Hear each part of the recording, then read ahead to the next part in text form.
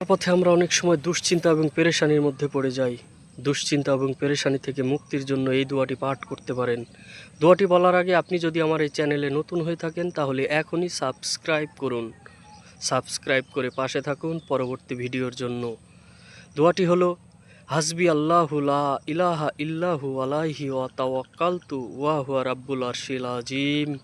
এই দোয়াটি সকালে 7 বার এবং রাতে 7 বার পড়বেন। ইনশাআল্লাহ আপনার সকল দুশ্চিন্তা এবং পেরেশানি দূর হয়ে যাবে ইনশাআল্লাহ। ভালো লাগলে ভিডিওটি শেয়ার করুন, মুসলমান ভাইদেরকে দেখার সুযোগ করে দিন।